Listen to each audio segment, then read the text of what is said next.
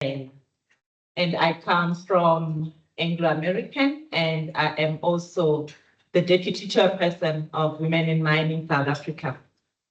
Firstly, to the event organizers and the leadership of the Minerals Council, thank you so much for this opportunity, and thank you for everyone who's made this day a success. And I'm saying a success because it is a declaration that it is going to be a success. I'd like to give a special welcome to our colleagues online, and also greeting to everyone in the room. We have the Deputy Minister in the Office of the Presidency, responsible for the Department of Women, Youth, and People with Disability, Honorable Mapasika Stiflekike, joining us online, and we will be hearing from her later. I'd like to also send a special greeting to Ms. Ayanda Mvimbi, who is the lead for Women Economic Empowerment at UN Women in the Southern African Multi-Country Office. And to our special guests of honor today, who will be celebrating and gathering empowerment and encouragement from the great work that they do as the heroes in our industry. And I'm going to ask to me that we do the safety protocols before we start, so that we know what to do in an unforeseen case of emergency. Thank you very much. Mike, the roving Mike. Good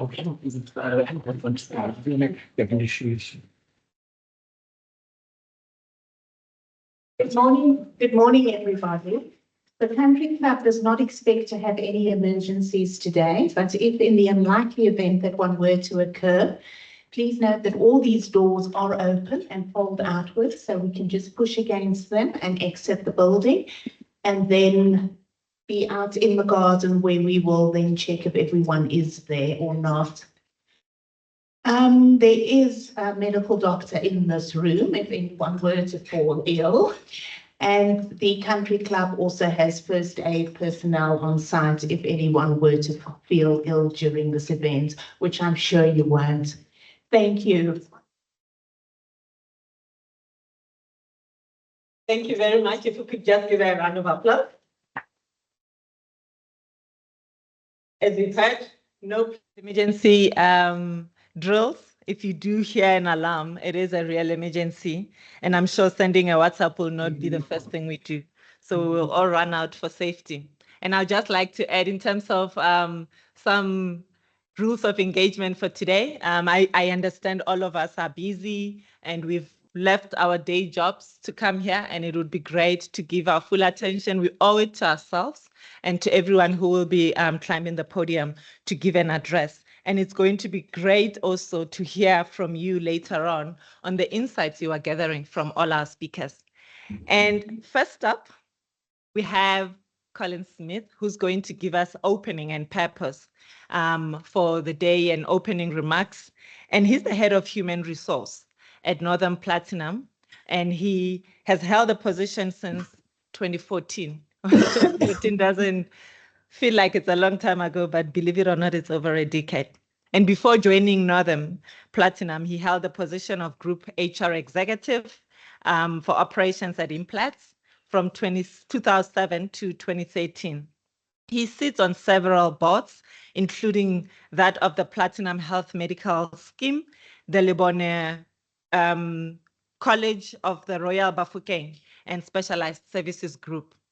He holds a Bachelor of Social Science with an honors from the University of KwaZulu-Natal. Ladies and gentlemen, please help me welcome Colin Smith to the stage.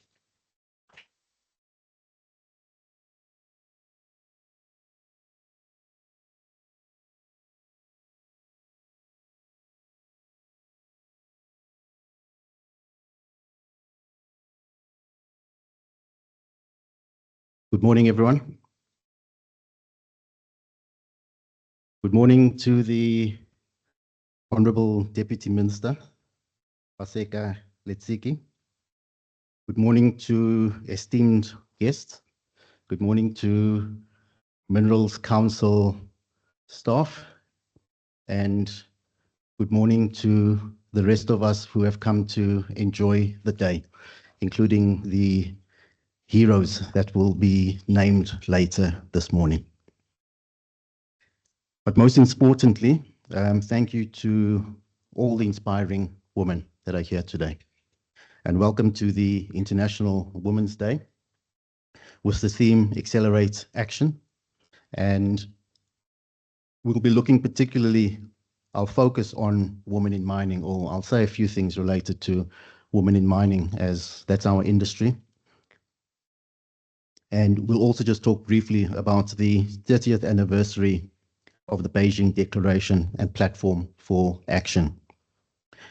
Even though we do have a colleague who will be taking us through the United Nations 30 years of Beijing Declaration, and that is Ayanda Mvibi. So I will also not say too much on that and leave her to please take us through.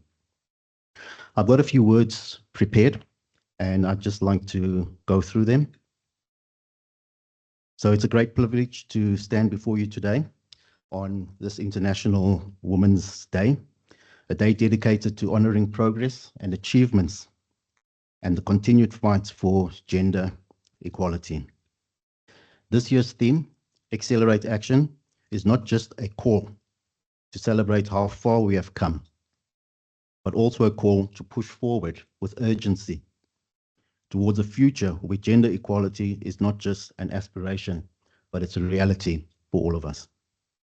This year marks a significant milestone. It's the 30th anniversary of the Beijing Declaration and Platform for Action. This is a historic document that has been a cornerstone for the global movement for gender equality. It was adopted in 1995.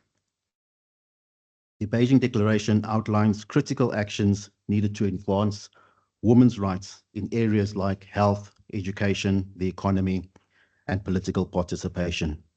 30 years on, it serves as a reminder of how far we have come and how much still needs to be done. On this, we can look forward to Ayanda Mvibi's address on the major milestone. As we reflect on the anniversary, we'll also recognize the immense strides that women have made in every sector, especially the mining industry. Historically dominated by men, the mining sector has seen transformative change as more women have risen to leadership positions, proving that gender is not a limitation to success. And I think we can all bear testimony to that. And we can all, if we look at our organizations, we can see this reflected in the profile of the employees who work for us. In South Africa, women in mining have fought not only for their rights, but for their rightful place at the table, breaking barriers and paving the way for future generations. So those of us who are here today who've paved the way have created a significant platform that future women in industry, future women in mining would be able to stand on and reach for the sky. Today we recognize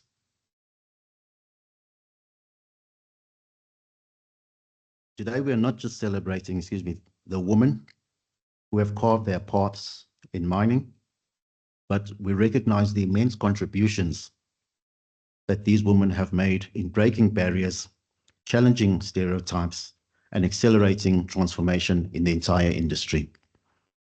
But the road to this point has not been easy. Women in mining face unique challenges, from navigating a male-dominated workplace to overcoming social and cultural barriers that have historically kept them out of operations management. These women are often required to work harder, prove more, and constantly fight against bias and discrimination.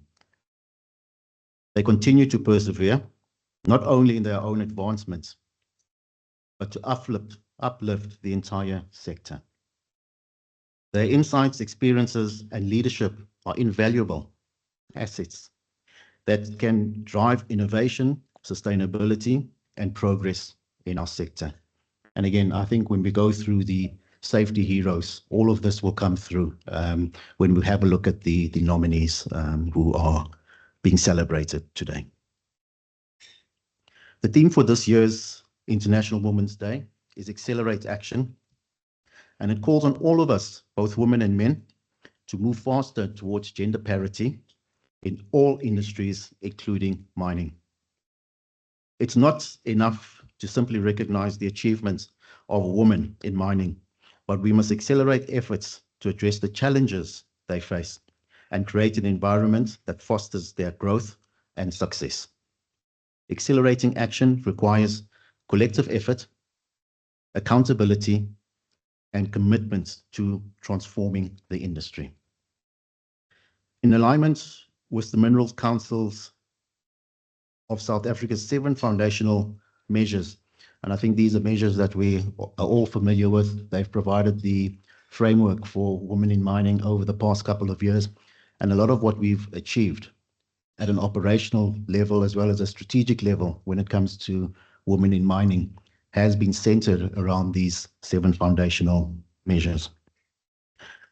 They provide measures for a clear path to achieving leadership commitments, increased women's representation, provision of safe and enabling environments, diversity and inclusion policies, talent development, fostering a culture of respect,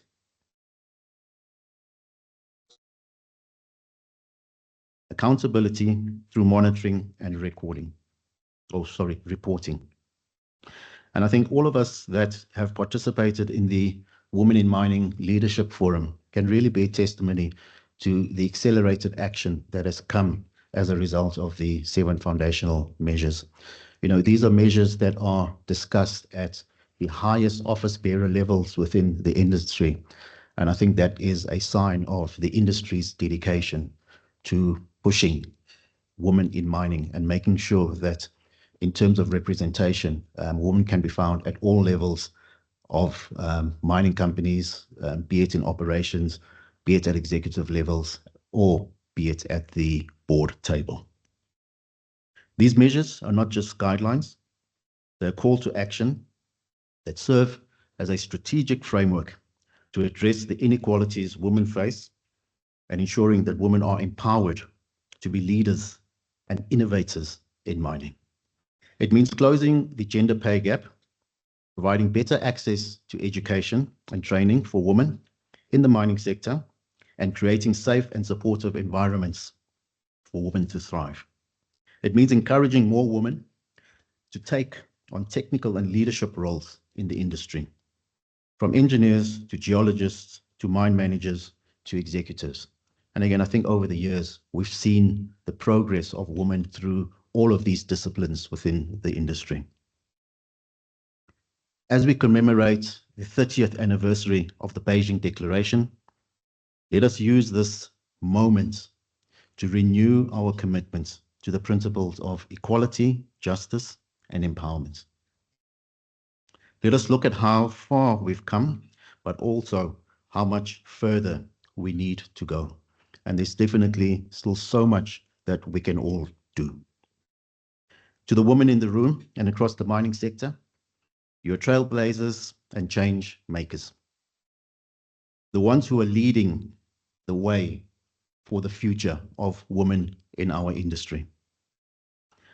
Your dedication and resilience are breaking down barriers and creating a future where women in mining can not only survive, but thrive. And I think we all look forward to that time when women are thriving across the industry in every single part and corner of our industry. Your contributions to the industry are invaluable. And I think that if you do some introspection and you all look at yourself, you know, without patting yourself on the back, I think all of you will recognize that your contributions have definitely been invaluable. Your leadership has also been an inspiration to us all.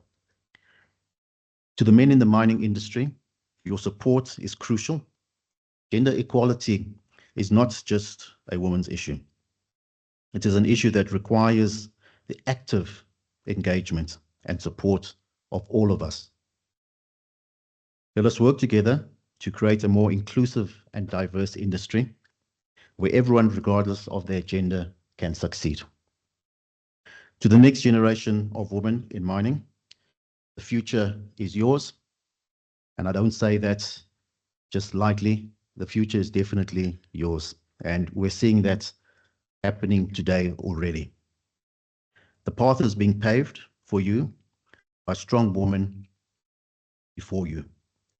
You have the opportunity to dream big and achieve greatness.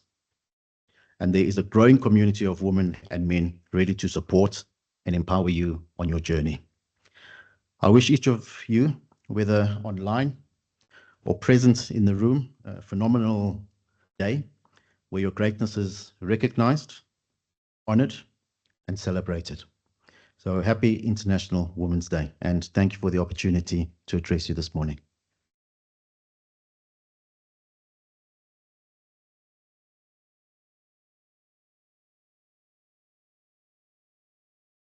Thank you so much, Colin Smith. That was great. And, you know, as a student of life, I always make notes, and I just stopped writing and wanted to just immerse myself in the great nuggets that you were sharing with us this morning. And I want to just echo a couple of them where you spoke about breaking barriers, and we're sitting amongst, you know, the great of the greats in our industry.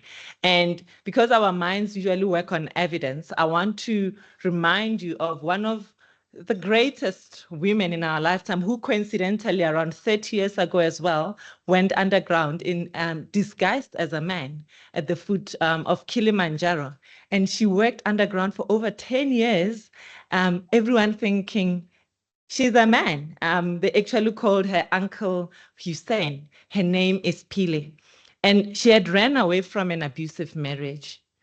If this does not mean breaking barriers and trailblazing and just pioneering, I don't know what will. But thank you so much. And we continue to feel the greatness and recognize the work that all of us in the industry are seeing that these great women are doing. And next up on our agenda, I'd like to welcome the Honorable Deputy Minister from the presidency responsible for women, youth, and people with disabilities, Honorable Mapaseka Steve Litsike, who's joining us online. She's a dedicated advocate for human rights and currently serving as the Deputy Minister in the presidency, responsible for women, youth, and persons with disabilities, a position she was appointed by President Cyril Ramaphosa in June 2024. With over 18 years of experience in international policy and human rights advocacy, she's made great strides and significant contributions to the rights of the LGBTQI individuals, women, and girls. As the founder of the former executive director of Access Chapter 2, she established South Africa's first queer-led law clinic, providing free legal services and access to justice. Litsike has held various key positions, including co-chairperson of the South African National AIDS Council and co-chair of the National Task Team on Human Rights concerning sexual orientation and gender identity. She played a pivotal role in developing the world's first HIV LGBTI plan for South Africa in 2016. Internationally, she serves as the chairperson of the Commonwealth Equality Network, advocating for equality across 54 Commonwealth member states. Additionally, she is the vice president and councillor in the South African Pharmacy Council, reflecting her commitment to public service and community health. Ladies and gentlemen, please help me welcome the Honorable Minister online, and we look forward to your address. Thank you.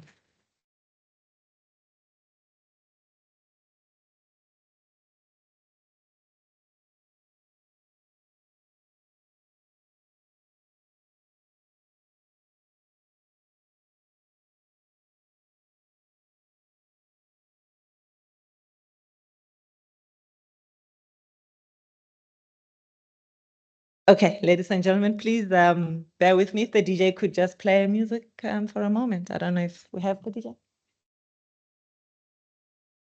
Okay, so unfortunately, the Deputy Minister is held up in a meeting with the President, and we will have to move on to our next item on the agenda. And I'm going to call upon Tabisile from Sibanye Stillwater. And okay, thank you so much. And let's welcome Tabisile to the stage, please. Thank you.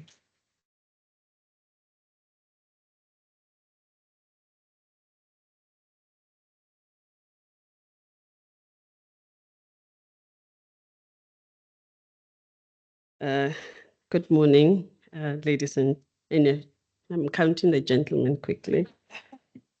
And 3 gentlemen. Thank you so much. Clearly, I'm not the minister, and to the colleagues online, good morning.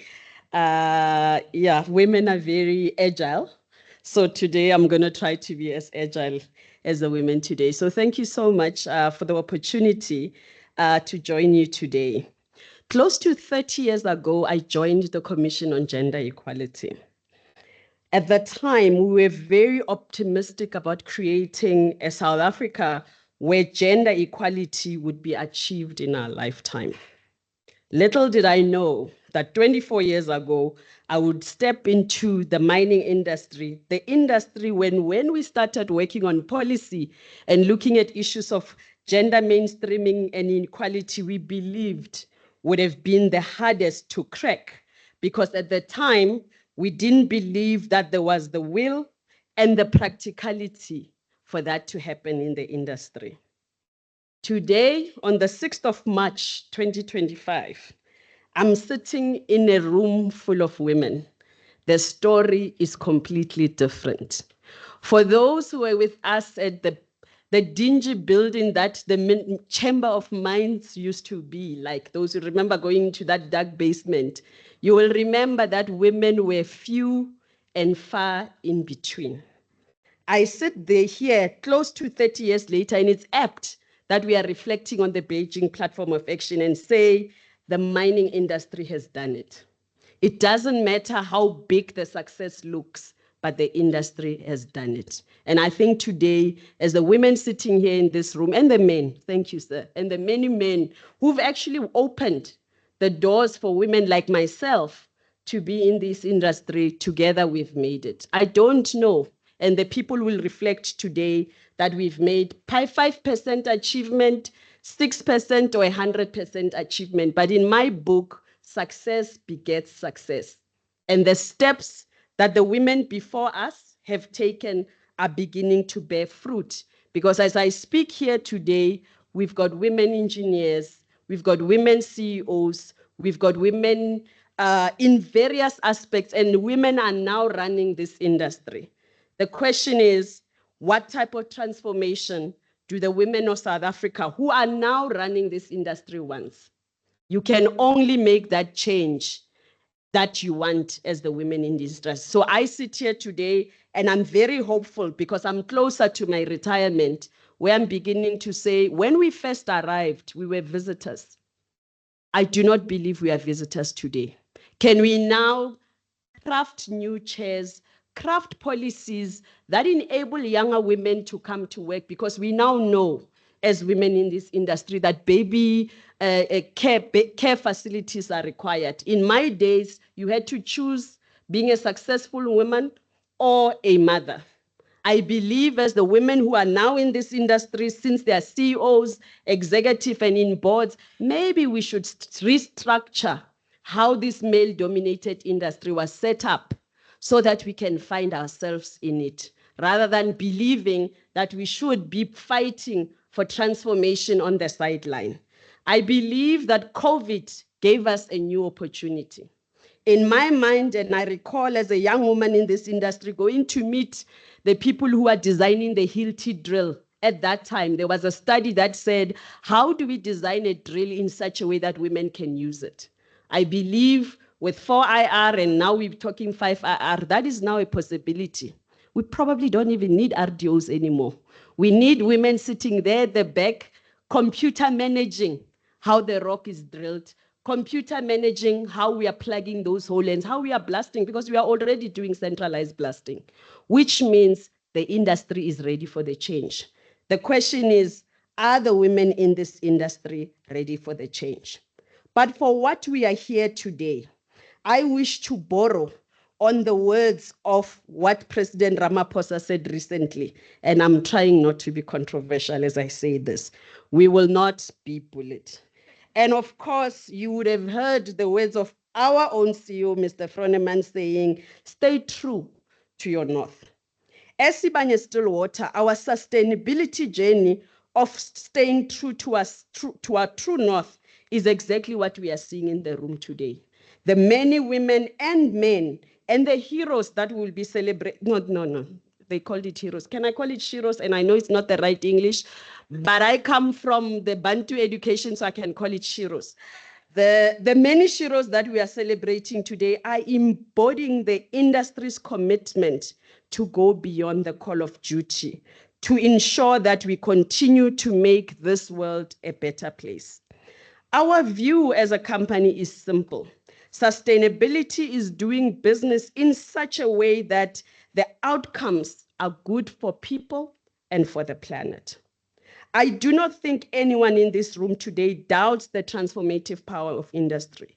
The metals that we produce are driving the agenda for sustainability, but the decisions that we need to make on the mine, at the mine level, need to drive the sustainable agenda. How we use water, how we conserve energy, how we transition from, okay, the coal people are here, my apologies. Let me stop right there. How we transition into clean energy is a conversation that we all need to have. We need to now say, how do we do mining in a way that it protects the rights of people, it protects the environment, so that generations after us can see that women came into this industry and transformed it for the better for people and planet. And therein lies the challenge of the sustainability sheroes that we are going to launch today. As Sibanye-Stillwater and the many other companies that are sitting here, our job is to create economic value. But that economic value cannot be created in a vacuum. We need to recognize that we are parts of the ecosystems in which you operate. So, and I want to debunk the myth that we have in all our cushy tables when we say this country is going to the dogs. And I say, if it goes to the dogs, we have that one industry that we will not be able to put in a handbag and take to another geography. Our industry will be in the dog. So unlike other industries, we have a vested interest of fostering human rights. We have a vested interest in ensuring that the social ills in the communities in which you operate are eradicated, because therein lies our employee profiles, our future employees, but therein lies our customers. I'm responsible for building schools and clinics. And the other day, someone who wanted to cut my budget asked me, why are we doing bursaries? And I say, you see that phone where the platinum goes into, that customer is that kid that I'm giving a bursary to.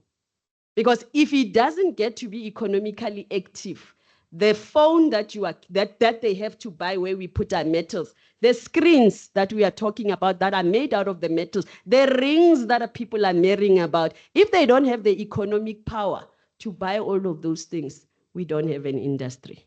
All of a sudden, we begin to then talk about secularity in a different context. Because when we talk secularity, we're looking at how we rejig the economy. But in my mind, secularity is how we include our current and future customers to make sure that this industry is sustainable. And therefore, my call to action for the women sheroes in sustainability who are driving this agenda is bring humanity back into mining. Make sure that the woman who goes underground is treated underground as a human being first. Make sure that we enable the men who are working with us underground, because a lot of them, and having been in this industry, they tell me one story. We don't know what you guys want. or how to behave the way you guys want. Because for many years, we never thought you will arrive. As we talk about gender equality, to what extent our programs not just about preventing harassment, but including the men in the agenda? Because the fact that the doors have opened, albeit it was legislative a requirement in South Africa, the doors have opened. We need to now partner with the men in this industry to make sure that we make our lot as women better, but we make the lot of the people of South Africa better. Most importantly, as the sustainability sheroes, you need to appreciate that you cannot run these sustainability profiles only looking at your own space. This is that one space that calls for a much broader ecosystem space. If you are not including the issues of SADC into the agenda of sustainability, you sit like all of us decrying the population explosion and illegal mining that we also talk about. If you do not understand the broader Pan-African agenda in terms of how we're driving sustainability, therein lies the problem. And therefore, as I conclude, I'm appealing to the women who are leading us in the sustainability space, lead us with courage. You are charting territories that are yet to be explored. Create those paths, knowing that you've got the whole industry and the whole country and potentially the whole continent behind you. As an industry, as I said, we have made great strides when it comes to workplace health and safety, because we cannot talk about sustainability if health and safety is not at the heart of it. And here I talk about workplace safety, but I also hasten to say community and country safety. Our people do not pitch like robots when they clock in and begin to suddenly have a safe mindset. If we are not taking a holistic view to workplace and community health and safety, we will continue to talk about statistics. We will continue to talk about the challenges that we are facing in this industry. Much as we've made progress in areas of safety, HIV and TB, and how we responded to COVID remains legendary. And I do not believe there is an industry that played a big role that we played in COVID. And that was as a result of the sheroes that we are seeing here. I remember the likes of Dr. Tutula being the one leading those conversations, helping to guide government in terms of how we get there. So we have done it before, and we are doing it as we speak. As we celebrate International Women's Day on Saturday, and we are celebrating it today again, I would like to also reflect on inclusion and diversity. As you know, as recently as 1996, women were not allowed to work underground in South Africa. Today, women are 19% of our workforce, nearly 90,000 women. We are filling the FNB Stadium, for those who have that concept of how to fill the stadium. That makes us a critical mass in the industry. Can our voices be heard? Can our decisions count? Can our actions make a difference? And we can only do that if we work as a collective, because as I said, if there's one area where there's no competitive advantage, it's sustainability. It's sustainability for one, it's sustainability for all. I wish to take this opportunity to highlight the issue of GBV. As an industry, and I look at the colleagues, we are smiling with the impact that we are making on GBV. The activism that we are seeing with the creation of GBV centers, GBV programs, making harassment a polecat in our organizations across the board, that's a mean feat. When I started in the industry, and I think those who were there will remember, we had a case at Anglo-American once where a woman was killed underground. And I remember accompanying that family to go in those days to fetch the spirits. And I remember the father saying, it was a mistake for my daughter to come here. It is not the case anymore. Yes, we continue to have challenges, but our GBV work is beginning to bear fruit. May we continue to remain steadfast, because it is only when we do that that this industry will change. Because our young women that are caught up in the banks and every other industry will begin to know that it is safe to work in the mining industry. As we talk about sustainability in general, we know that women, ourselves included, are facing the skewed impacts of the many issues that we talk about in sustainability. But as we talk about the jet transition, question is how many women are having their voices there? How are we mainstreaming the jet agenda to make sure as we talk about new industries, women are finding expression, because therein lies an opportunity to be inclusive at the get-go, rather than allowing progress to happen and, like we did with this industry, run behind it and start talking about how do we have women coming in. As I sit here today, there's one thing I know for sure. If we collaborate and we partner with each other, we'll be able to make this industry the example of the many industries in the world. Let us continue to collaborate as collective. Let us continue to collaborate as women. And someone then said to me the other day, women struggle to collaborate with each other. Women are not able to work with each other. So I'm putting this elephant in the room. But my view is very simple. There are two types of women. There are women who are able to collaborate because their framing and their personalities are such that they are supportive people. Those women must be allowed to support other women. Then, of course, there are women who are not able by genetic design to be supportive of other women. Let us help them stay out of the way of those women who are able to support other women. That way, we are not putting the burden of women to have who can support other women to support them, because men are just not, maybe have the same dynamics, I don't know. I'm sure men don't support each other. If we remove that chip on our shoulder, we are able to have those women that are supportive being on the highway of support, and those that are not supportive going to the back road of non-supporting women. But that's okay too, because sometimes we have to believe in the world of the this and that. Progressive women and non-progressive women, because they are human beings too.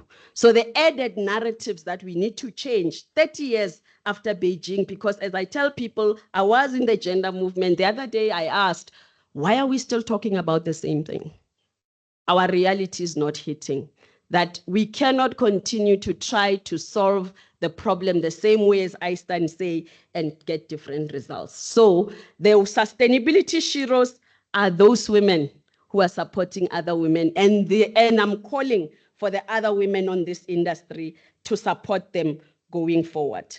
I would like to close with a quote from our STEAM leader, Nolita, who once said, as a call to action for everyone, you in the room today, let us commit to work relentlessly and determinedly to ensure that the South African mining industry transforms to become a place where women lead and thrive. To the sustainability heroes, congratulations, Lady Boza. We are honoring you today because you've done it. May you get more women to follow you in making what you do work. Thank you.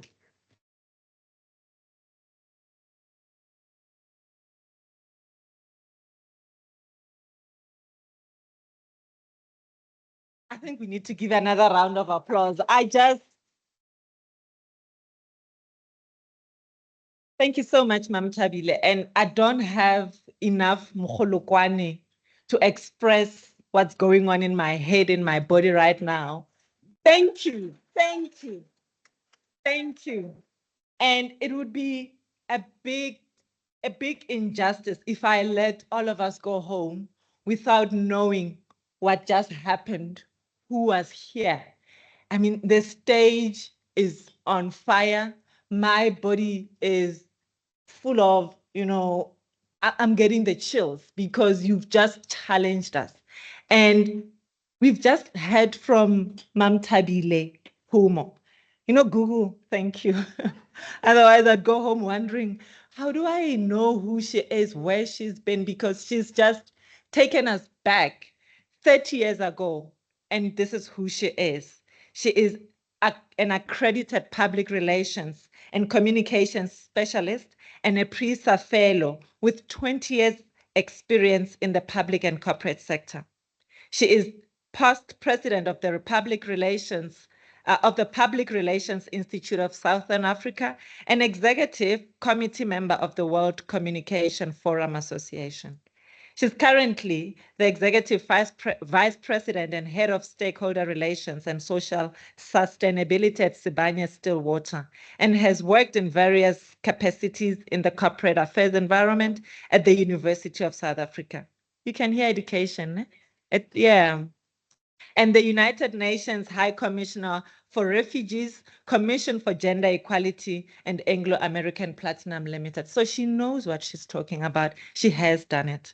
She's been involved in curating programs, course facilitation and training, and involved in academic projects as a curriculum reviewer, contributor to research, and one of the content reviewers of the 10th edition of the Handbook for Public Relations. She's the co-editor of Strategic Communication, South African Perspectives, and is a member of the Academic Advisory Board for Strategic Communication at the University of Johannesburg. She is the chairperson of Group Technical Security Management Limited, and Tabisile is recognized as the 7th leader in mining elites in Africa for 2022. Let's give her another round of applause, please. Thank you. And, I just want us to keep recapping as we go so that we frame our inputs later on in the program around, what the speakers are challenging us on. And she's asked a very difficult question that I think we need to leave this conference today looking for answers to. And she's asked us if we are ready for the change that's ongoing. And what is that change that we want to see? And it's something we need to really find answers to. We owe it to ourselves, we owe it to the next generation of women in mining. Up next on our program, we have Ms. Ayanda Mvimbi. She's lead and women's economic empowerment specialist for the United Nations entity for gender equality and the empowerment of women in South Africa, which covers Botswana. It's in the Southern Africa, which covers Botswana, Eswatini, Lesotho, Namibia, as well as South Africa. Ms. Ayanda Mvimbi is an ardent advocate of gender transformative economic development. She's a senior international development expert with over 25 years of experience. She's led high impact initiatives in gender-based violence, trade, climate change, gender responsive procurement, in the care economy and entrepreneurship, focusing on gender equality and women's social leadership. Also including research. Ayanda's commitment is fostering inclusive economies and is evident in her impact on gender equality and economic transformation. She has led key roles with Irish Aid, Oxfam, and national women's organizations, shaping policy and programs. And she holds a master's in political sciences from the University of Witwatersrand. Please help me welcome on stage Ms. Ayanda Mvimbi.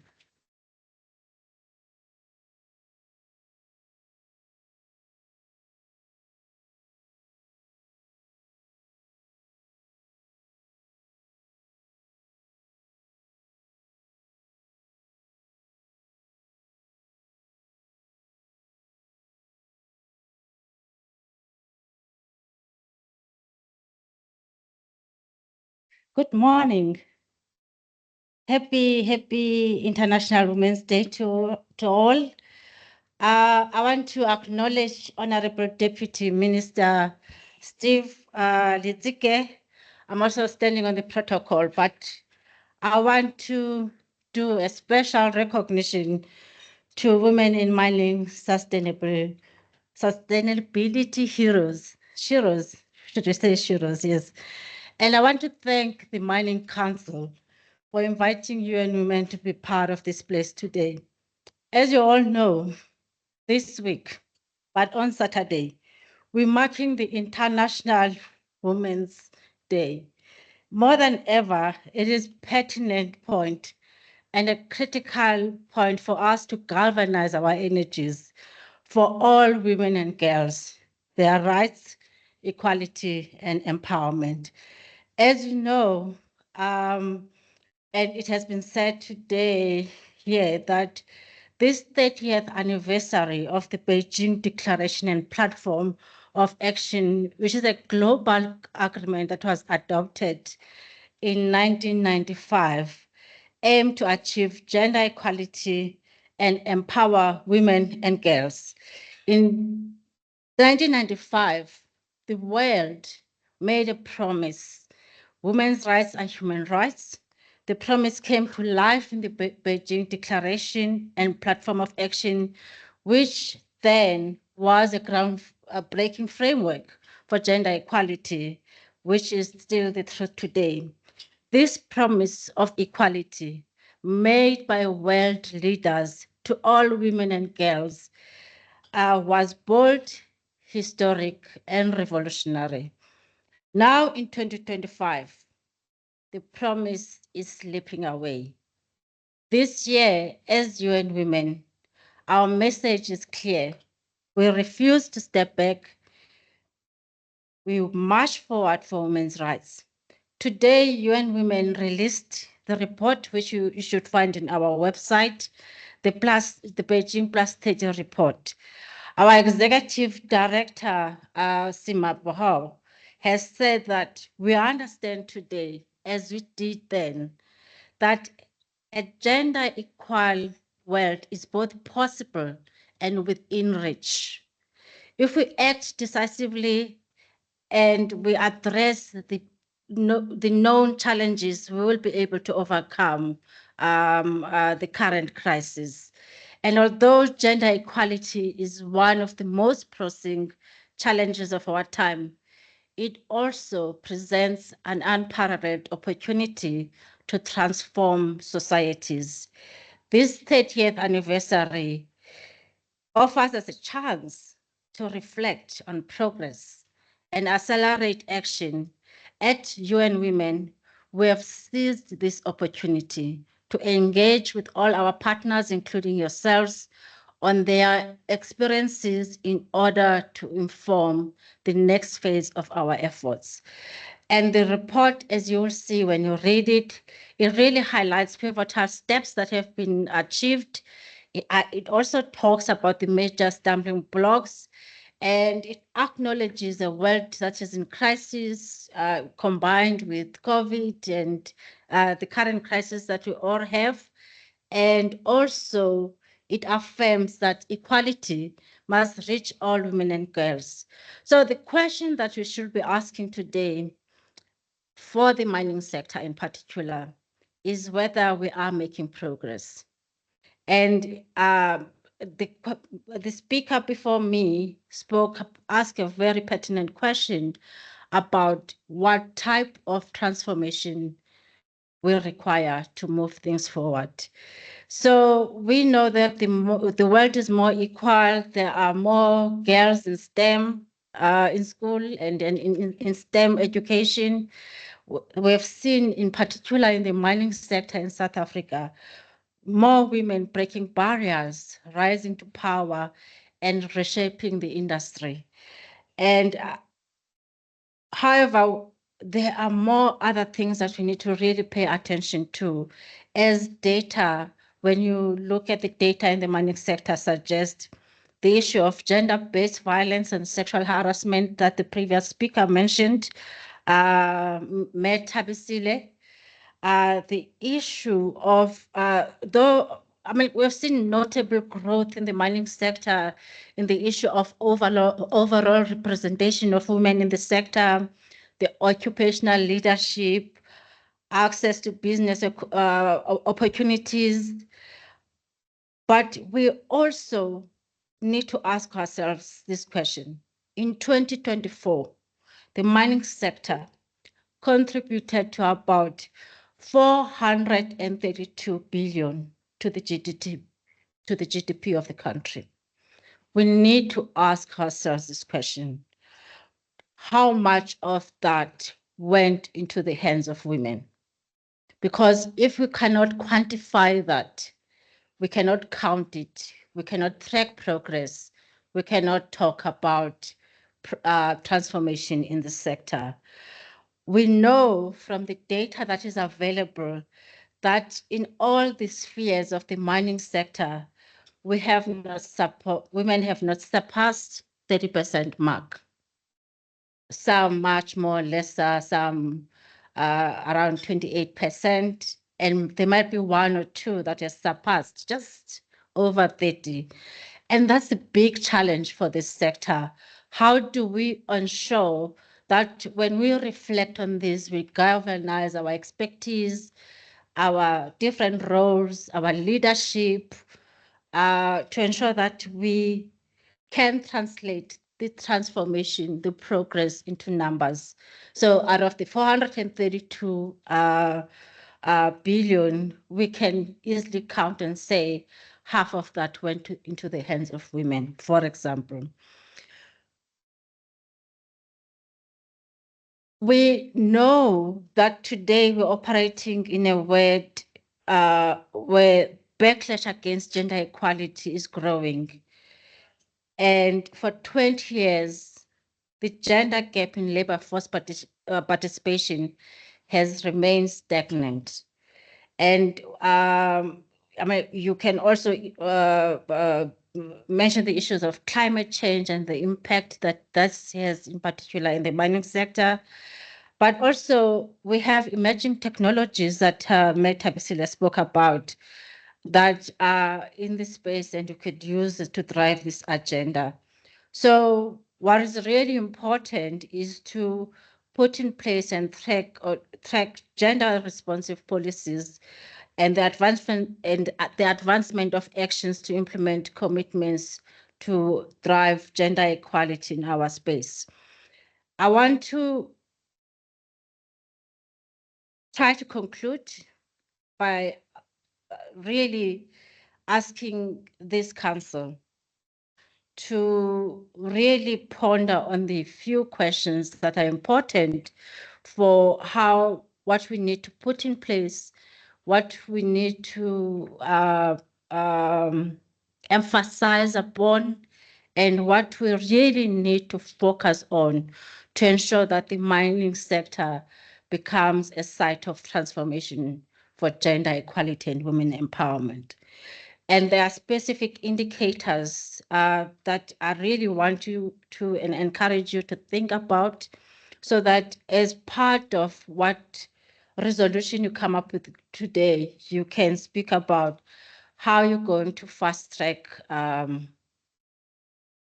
the work that you've already implemented to close the gender gap and remove the remaining systematic and persistent barriers that are still lingering around what needs to happen. We also need to think about, someone was saying 2 weeks ago, we had a regional meeting on gender transformative economies with the permanent secretaries in the SADC and the AU region. And of course, one of the discussions was focusing on the mining sector and what needs to happen, and the fact that it is one of the leading industries that has provided opportunities for gender equality and women economic empowerment in particular. But the question was, there is a tendency, a practice that we have in the industries where we say there are opportunities available for women, but we do not provide the correct and adequate support that is required for women to be able to take up these opportunities. We just want them to swim into the deep river and find these opportunities without the adequate support. So I'm urging the Mining Council today to work with the industry leaders to ensure that we develop sustainable over a period of time investment to build and lift up the opportunity so that it becomes easy for women to be able to participate and benefit from the sector. Yesterday, we had a meeting with one of our programs, and we've been implementing a mentorship and coaching program for women-owned enterprises in the different sectors. And one thing was clear for us in that meeting, that so these are 10-month mentorship program, and that extend over a period of time where necessary and where you have sufficient resources, and hand-holding and ongoing business coaching, and not once-off information session or whatever you call it, are the way to go to ensure that we achieve the results that we want to achieve. So as the role that we need to play to ensure that women access business opportunities in the sector, investing more in STEM, there's still a huge need to invest more in STEM, and also using our positions and our roles to promote and advocate for women's leadership in the sector. We need more. We need to see more of that.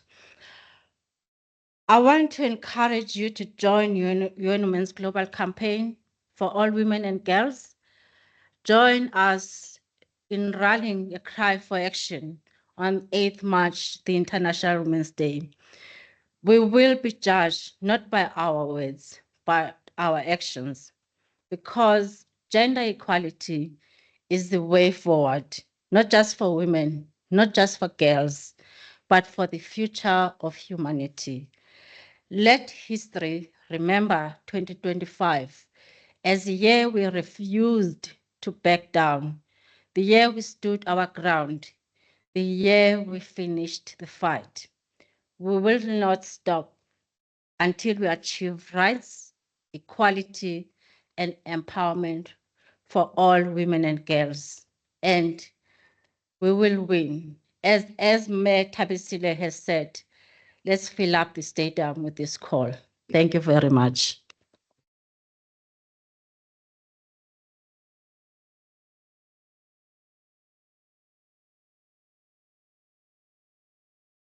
Thank you so much, Ma'am Ayanda. Let's give her another round of applause, please. And she's also left us with a lot of questions to ponder upon and challenge ourselves to keep taking action to accelerate the progress that we see. She's painted a very clear picture on our current realities. And the beauty about that is we are here to change it. We have three main duties as women in mining and the industry at large: to attract women, retain them, and promote them. So that for those of us who are here, the attraction part is a tick. We are here. We joined the industry because of different reasons. But our job is to make sure that we retain women in the industry. And it's not an easy task. So she's asked us to invest more in STEM and to question whether we are clear on how we want to transition in such a way that the next revolution does not happen without us. And our next speaker is going to be telling us about our heroes, our sheroes, Vomogaleadi, Bagaleadi. And I want to just explain what I mean by that. So I guess my parents also battled with hero, shiro, what should we say? And they named me Mogaleadi. Mogaleadi means heroine in Sepedi. And it's also, you know, directed from Mogale. Mogale means hero. And I'm actually honored to be here to witness and celebrate the heroes of our industry. And our next speaker is going to tell us about how they became heroes or sheroes. You don't just wake up a hero. It takes a lot of work. And as Mama Ayanda said, it is work that you do not do for your own good, but for the great of others. Mr. Naidu, Dushendra Dushendra Naidu is Head of Safety and Sustainability at the Minerals Council of South Africa. And his career began at the CSIR Mining Technology Division as a research engineer, where he was involved in a variety of research projects, including underground mine support design, mine health and safety council projects, and technology-driven initiatives for over 5 years. And he's obtained a Merit Award for successful project outcomes for a mining project at the CSIR. His work was followed by another 5 years in the manufacturing area at Joy Mining Machinery as senior mechanical engineer, where he led aspects of special project that involved developing a hard rock continuous cutting machine and obtained a design patent for the rock breaking system. I think this is where that transformation of the RDO comes in, Mam Tabile. I think he will give us the answers further. He's also managed proposal for a brief period in the petrochemical department. Thereafter, joining FEMEL as a design office engineering compliance manager, where he was responsible for mine vehicle certifications, design compliance, and quality assurance outputs from the design team. His passion for training young engineers and design led him to winning the first phase of the Isidingo Drill Challenge. That was an initiative hosted by the Mandela Mining Precinct. He was the principal adoption specialist for the Minerals Council's MOSH Transport and Machinery team for over 2 years, where he was able to express his passion for engineering, safety, and the mining industry through many aspects, including safety initiatives that he is responsible for. He was promoted to the Head of Safety and Sustainable Development at the Minerals Council of South Africa. Ladies and gentlemen, please help me welcome Mr. Dushendra Naidu on the stage.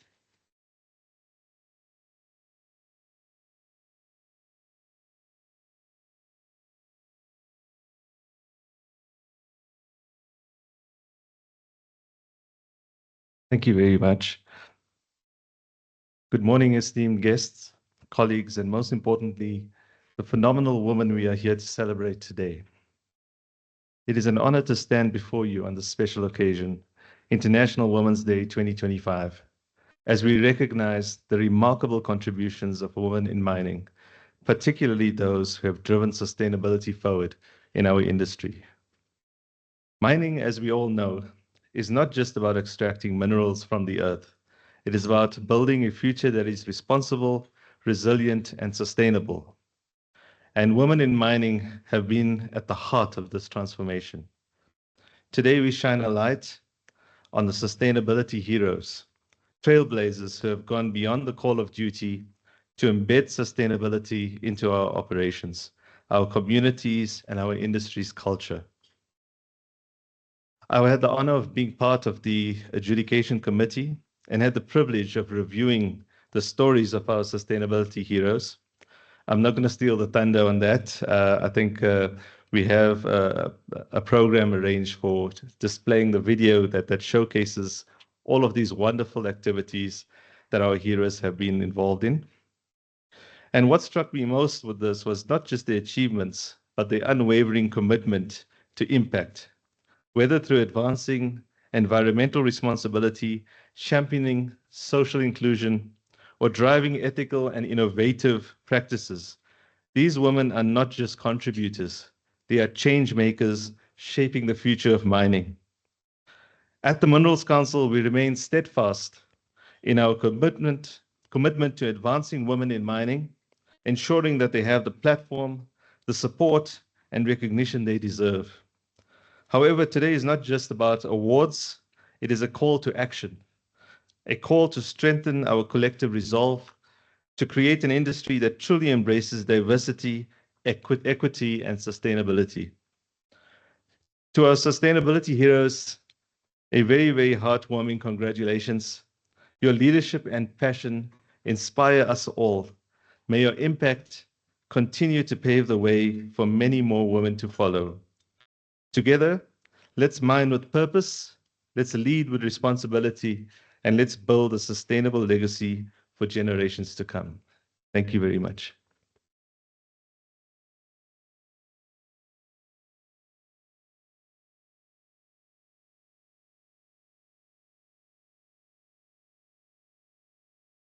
Thank you so much, Tishan. Another round of applause, please.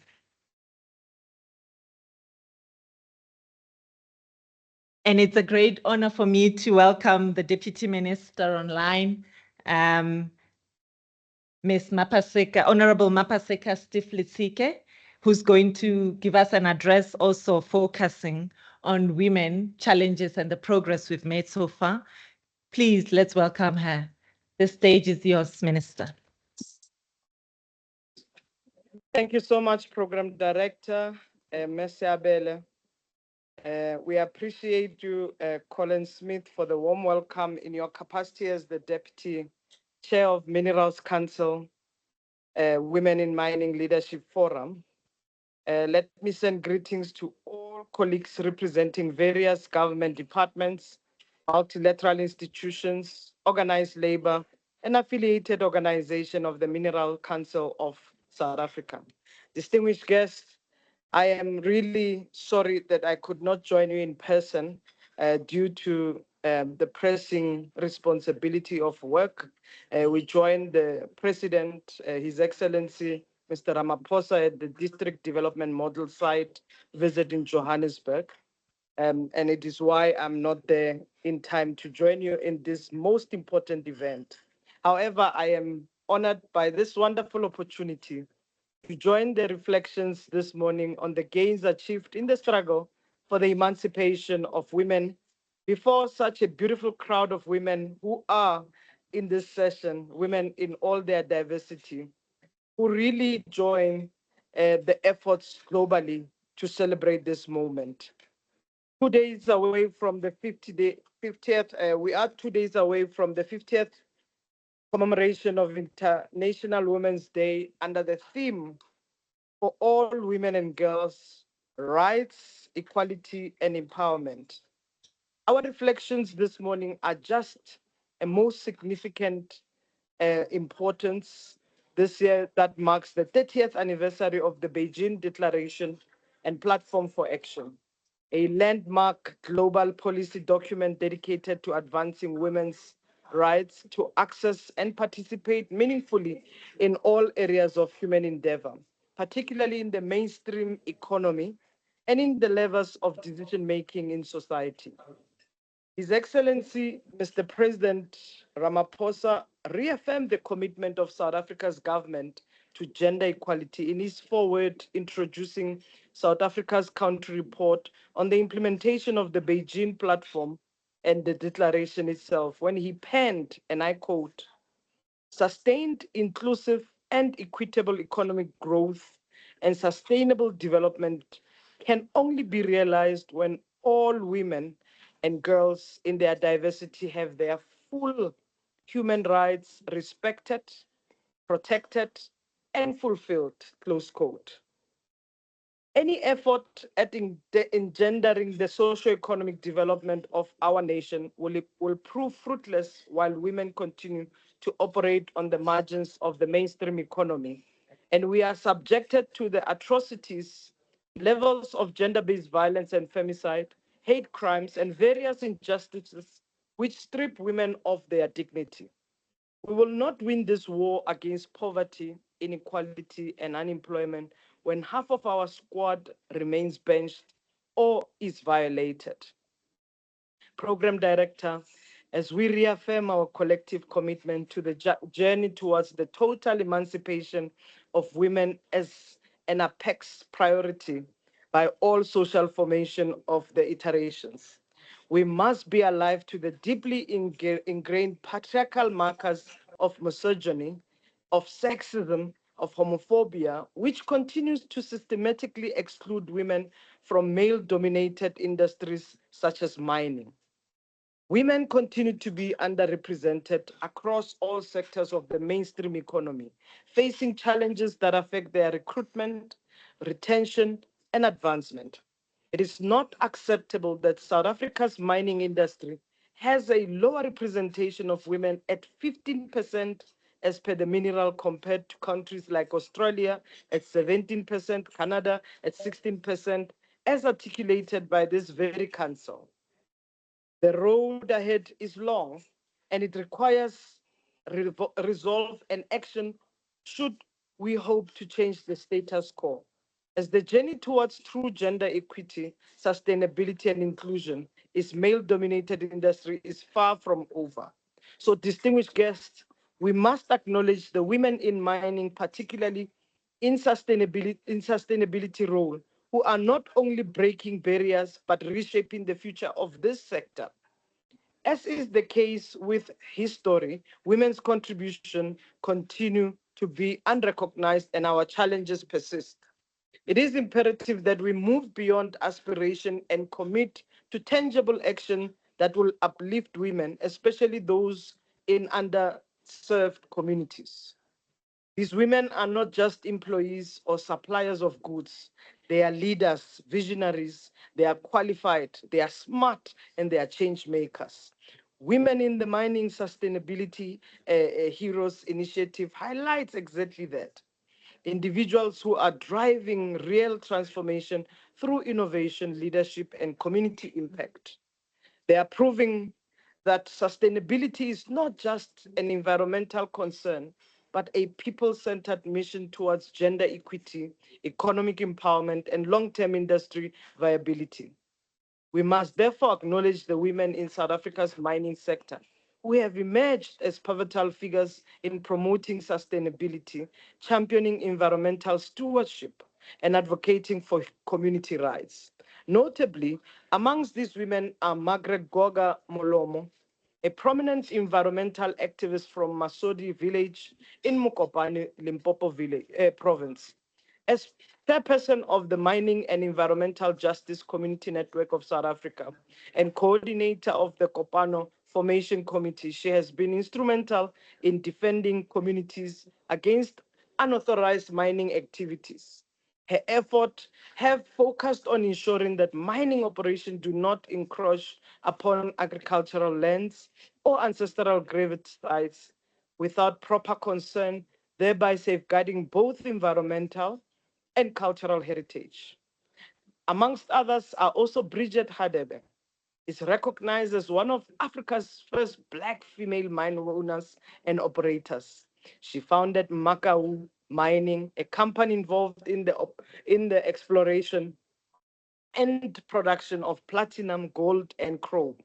Beyond her business ventures, Hadebe has been a vocal critic of traditional capitalist mining models, advocating for approaches that prevent environmental degradation, as well as promoting equitable resource distribution. Her leadership role include serving as president of the South African Mining Development Association and participating in the BRICS Business Council. So beyond individual contributions, organizations such as Women in Mining Africa play a crucial role in promoting sustainable practices. Of course, Women in Mining Africa advocates for the rights and interests of artisanal women miners, emphasizing gender equality, social justice, and sustainable development within the mining sector.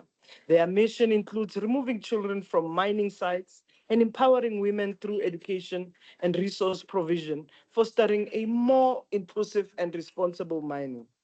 These women and organizations exemplify the integration of sustainability and social responsibility within South Africa's mining industry, leading efforts that balance economic interest with environmental preservation and community well-being.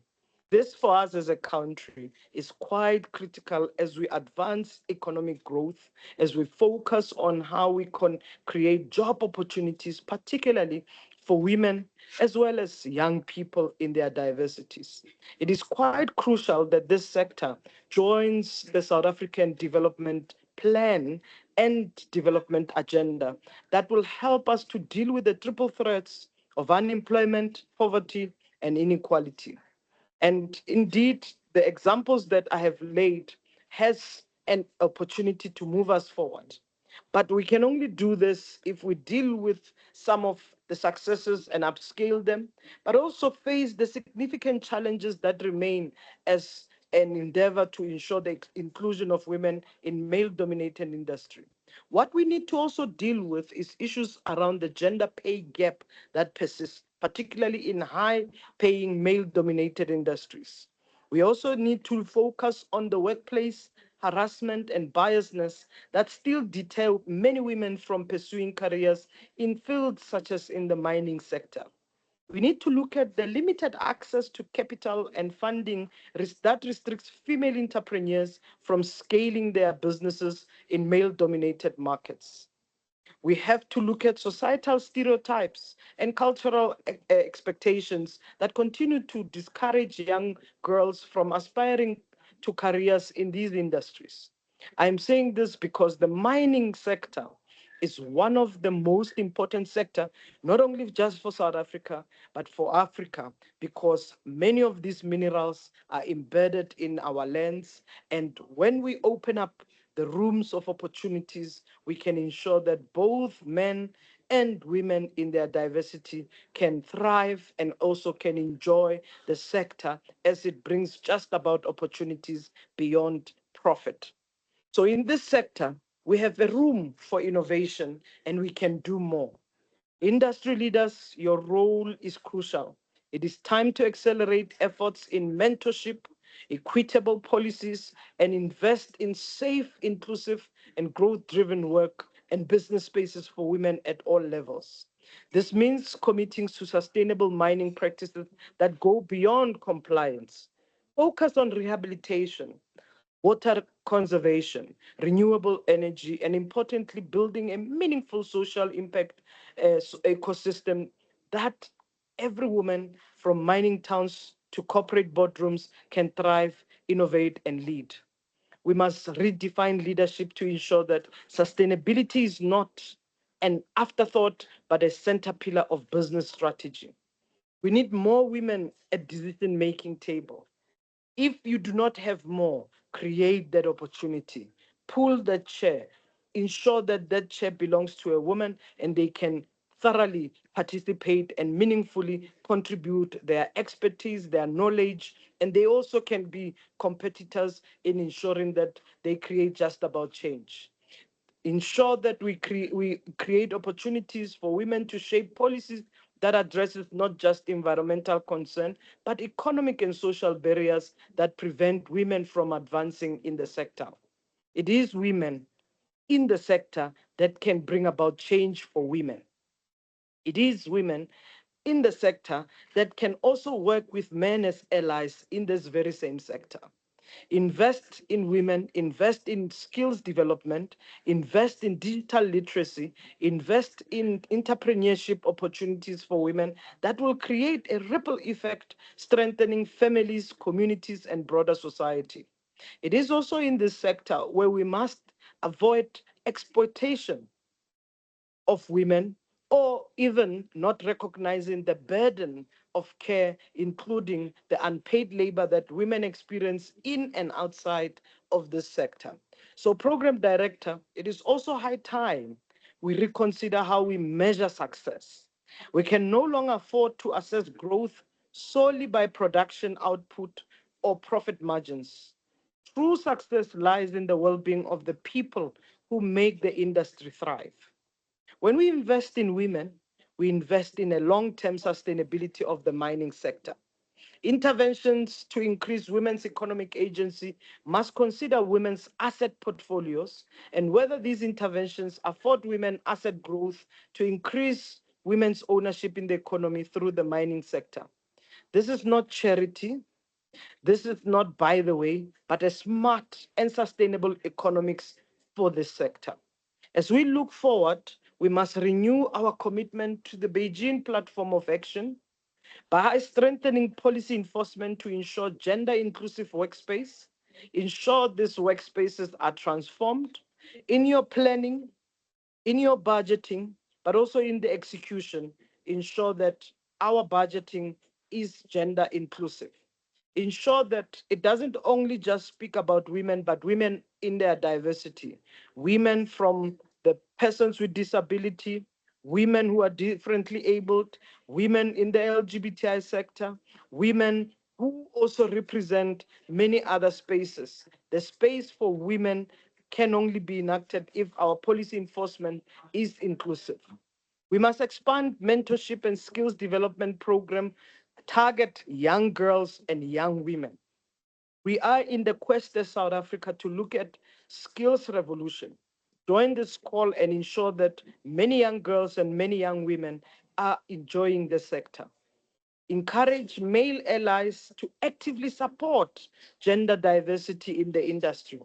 Where we need to spend time to actually unlearn some of the patriarchal traits that also disadvantages men, by the way. It's not only disadvantaging women, but it also disadvantages men.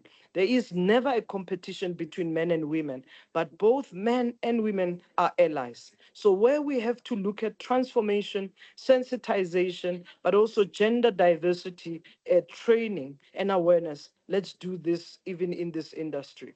And of course, let's leverage on technology and innovation to create more flexible and inclusive work environment for our people.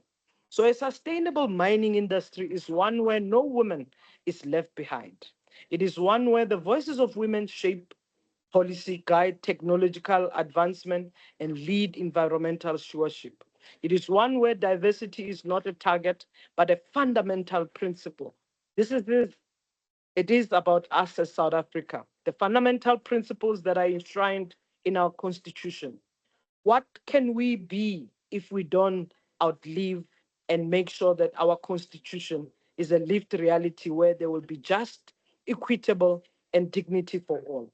So together we must build an industry that not only extracts resources, but also invest in people, in community, and this planet.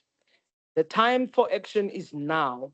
Let us lead with courage, champion inclusivity, and drive sustainability not as an obligation, but as an opportunity to grow and thrive together. As I prepare to take leave from this session, I am reminded of the revolutionary words by former President Samora Machel when he reminded us that, and I quote, the emancipation of women is not an act of charity, the result of a humanitarian, of compassionate attitude. The liberation of women is a fundamental necessity for the revolution, the guarantee of its continuity, and the precondition for its victory. So the main objective of the revolution is to destroy the system of exploitation and build a new society which releases the potential of human beings, reconciling them with labor and with nature. This is the context within which the question of women's emancipation arises, close quote. So program director and distinguished guests, today, as we celebrate International Women's Day, let's do it as a way that leads us to victory and growth of the sector, but most importantly, putting women first and advancing the opportunity of growth will actually sustain the effort of the sector and the industry. So I wish you well, and I really want to congratulate the Council for this session and for recognizing this day as a global task for all of us. Thank you so much and have a blessed day.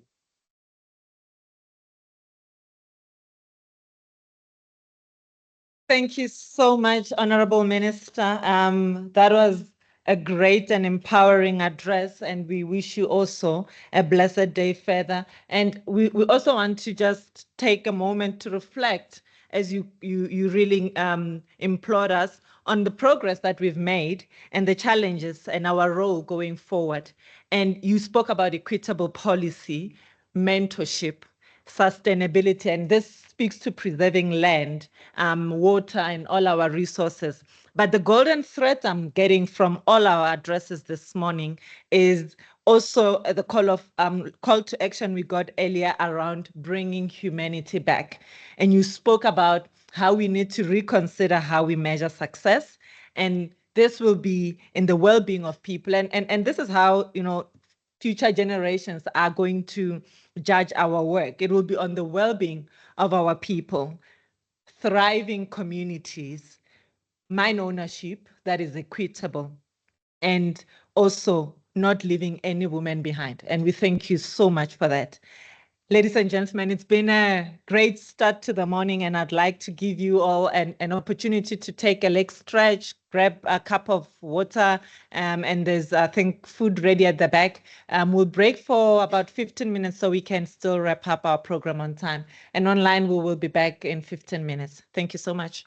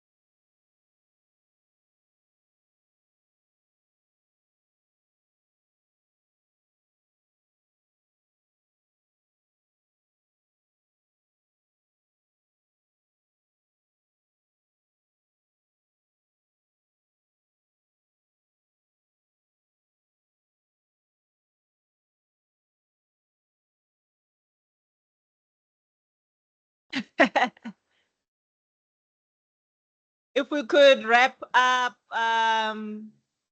grabbing our last cup so that we can start again.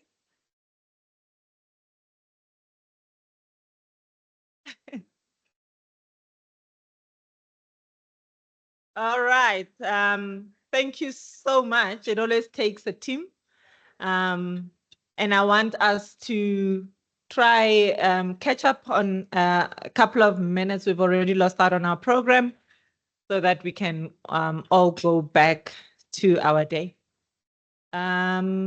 So it's been a very insightful morning. And we are getting closer and closer to the heart of this event, where we will be celebrating. And, you know, as Africans, and I'm saying Africans because we are in Africa. If you are in Africa, you are part of us. We have a big culture of celebration. And I'm going to just invite all of you to celebrate however way it feels fit. If it means you have to break out into a mokholokwane, do it. Celebrating here, we're celebrating all our wins, but we will be focusing on our heroes today and understanding that their work impacts us, benefits us, and is for a sustainable future for all of us. So I'm going to play a video that will tell us a bit more into who these are, and then we'll celebrate them shortly afterwards. Thank you.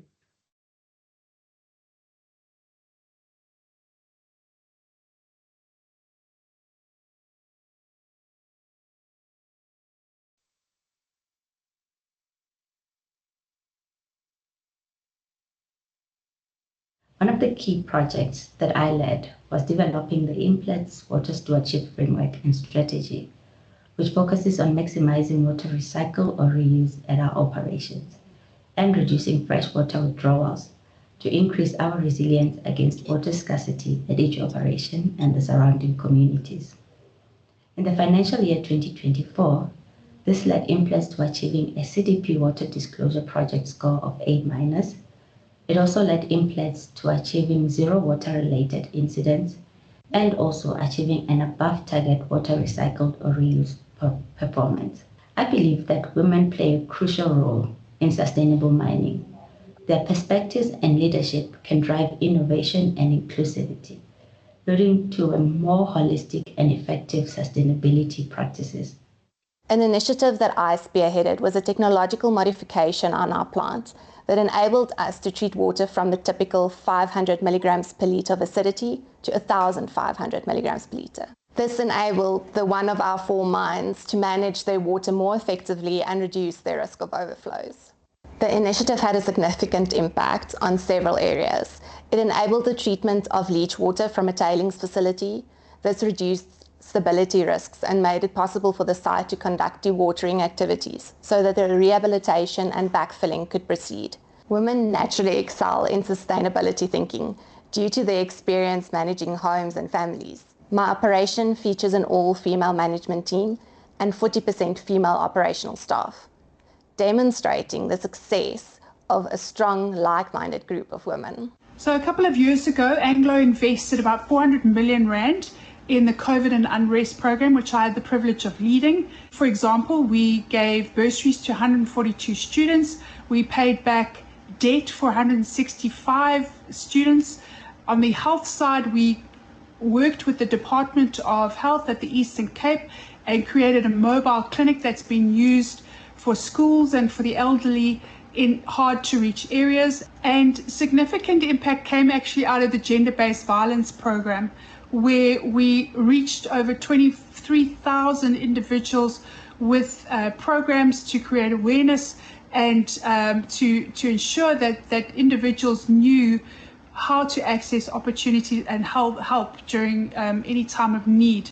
Some of the sustainability initiatives that I have spearheaded include the investigation of ways in which potable water consumption can be reused, The impact was that it prevented, or it had an opportunity to prevent excess water accumulation on site, which would have otherwise resulted in overflows and contamination of the environment. That had a significant cost-saving implication on the operation. So women really have an important role to play in the mining industry, regardless of the historical knowledge that it was male-dominated.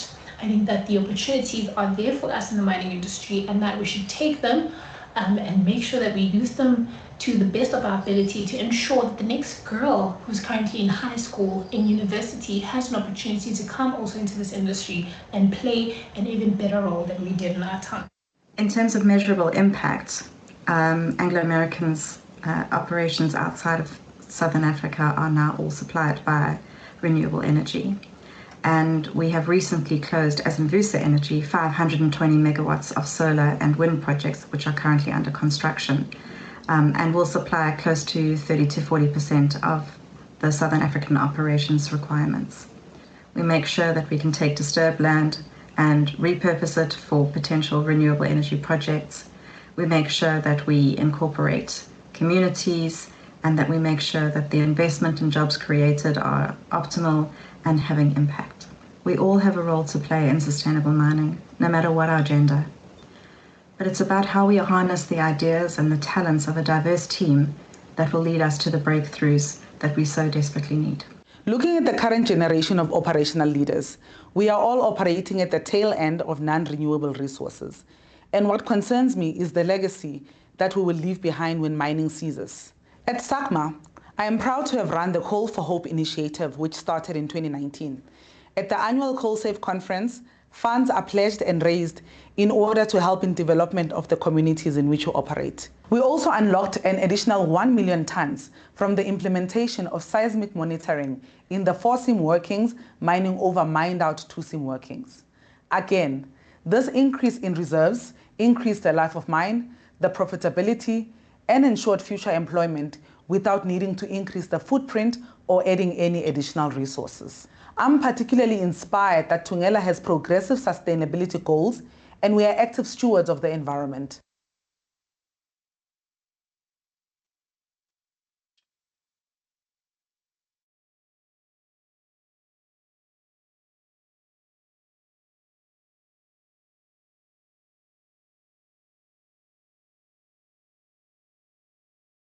Thank you so much. Another round of applause. It may take a 5 minutes video to say what they've done, but their impact or the impact of their work is everlasting. And we're going to see them in person. It's one thing to see a video, listen, but nothing beats FaceTime. And it's a great honor and privilege for me to be meeting all of these heroes here today on stage. And I'm going to ask that to me, you join me please in us handing out our awards to our heroes, and Mam Tabile, and Tata Collins, please, if you could do us the honor of joining them, and Stephanie Mudau. And I'm going to be calling them up one by one. I'm going to ask that as you come up, you get your certificate, and later on, we will ask that we all come back for a picture with everybody else. And first up, please help me welcome and congratulate Anna Haswane, Group Head of Environment at Implat.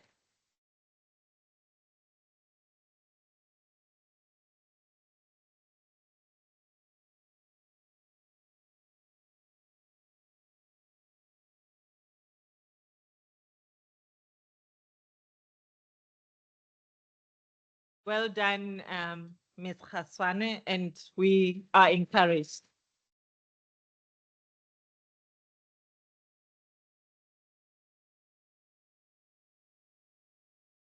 And we welcome on stage Ms. Daphne Tsesa, Head of Environment, Thungela Resources. Ala, ala.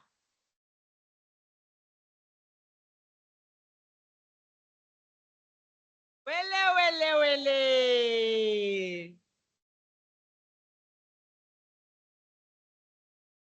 Well done and congratulations once more. And next up we have Marike Malan, head of Emalahleni Water Reclamation Plant from Tungela.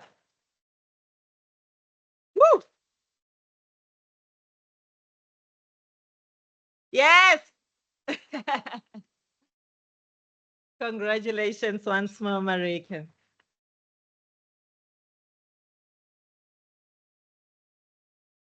And we have Lynn McLean, Senior Manager of Social Risk and Impact at Anglo American Platinum.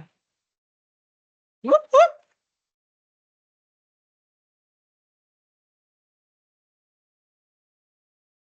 Well done for doing it the Anglo way, reimagining mining to improve people's lives. Thank you, Lynn. And next up, we have Dr. Lerato Kumalo from Exaro.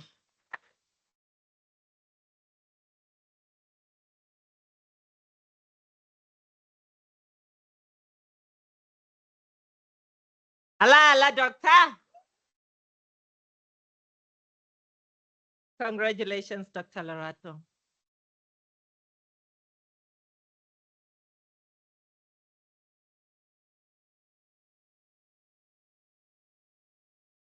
Next up, we have Ms. Murendeni Makado, Corporate Water Specialist at Implat.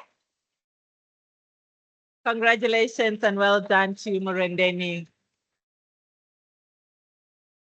Don't be shy with that, Mokolokwani. Keep it going, yes.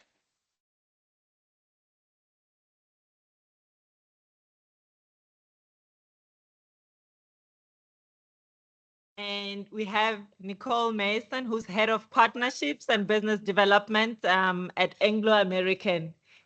Well done and congratulations. Reimagining mining, continuing to improve people's lives. And that's our role as women.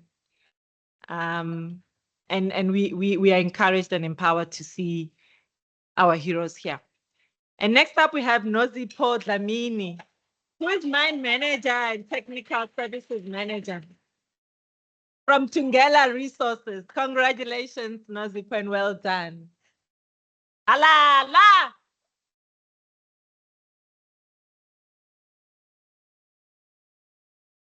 Continue cultivating hope in the Emalahleni region. Thank you.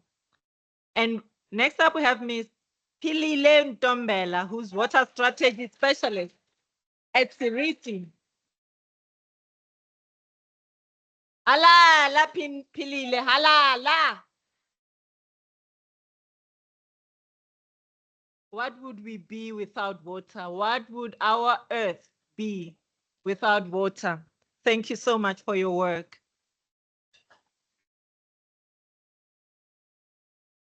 Our next heroine, next hero Moraleadi is Ms. Tando Njoko, Social Performance and Socio-Economic Development. From Kumba Iron Ore. Congratulations, Tando. Well done, Tando.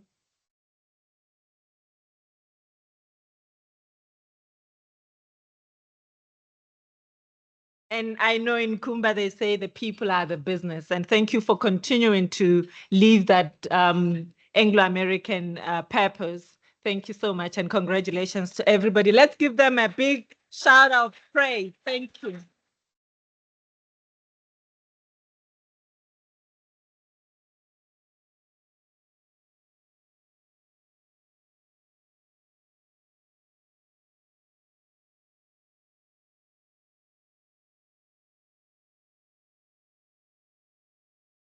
Thank you so much. And I always say when one of us wins, we all win. And the unfortunate truth is when one of us is hurt, we are all hurting. And that's why you've heard in all our speakers, the issues that remain challenging are all our responsibility. Issues that women are facing, from gender-based violence to bullying, harassment in the workplace, are our responsibility. And if at any point we are going to win at that, It's going to take all of us. And right now, some of us are hating, and we are hating. But I just want to say to everyone, this is a win for all of us, and we celebrate you, and we congratulate you. You are empowering us, challenging us to go out and do it for our communities. Going to invite our heroes to please join us once more on stage for a group photo. During that time, as they come up onto the stage, I'm going to open the house for dialogue, question, comment, whatever is burning you and you feel like, you know what, I will not leave this room without having said this. This is that time. And I'm going to give us 5-10 minutes to do that while they take pictures. There's a mic. You just put your hand up. Reflections, challenges, questions.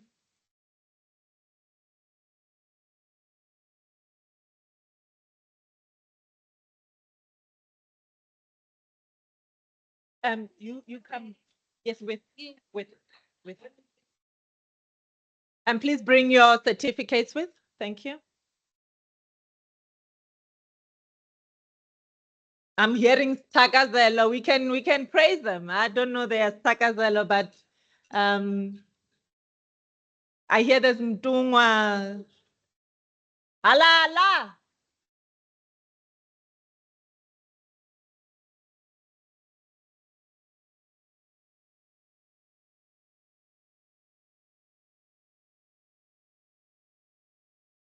Hero.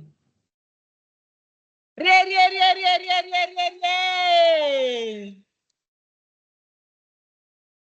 Our industry is better with you in it, and we appreciate all your efforts. Thank you. Ala.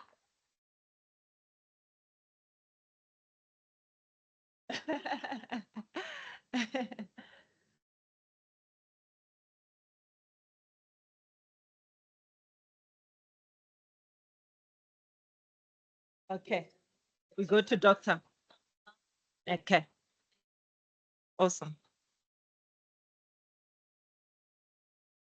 I'm told the celebrations will be continuing, so I will wait for invitations. I'm not sure if it's in Mpumalanga, Rustenburg, Northern Cape, but I will try join if I do get those invitations. I'm asking nicely.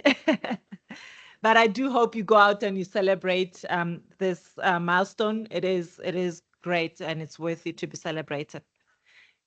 And as we are coming to a close, and a wrap up, I'm going to ask that you help me welcome Dr. Tutula Balfour. Yes, Tutula Balfour, who is the head of health and lead for Women in Mining program at the Minerals Council. Ladies and gentlemen, Dr. Balfour for us. Thank you.